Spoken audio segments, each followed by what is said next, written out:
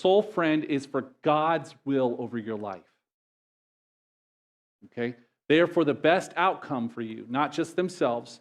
And what we know from Scripture is that the best outcome is God's will to be done.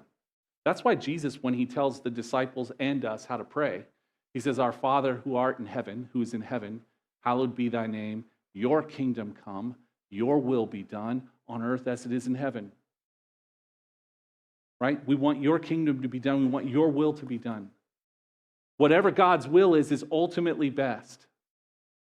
And so Jonathan, as David's soul friend, is all about David living what God desires for David to live, and vice versa. Jonathan understands that God has selected David to be king. We know that. Multiple times Jonathan has said that. And so he understands that God has selected David to be king over him. That couldn't have felt good. But Jonathan wants God's will to be done. It personally costs Jonathan huge to fight for God's will to be done in David's life. I mean, think about this. His father threw a spear at him. How do you come back from that?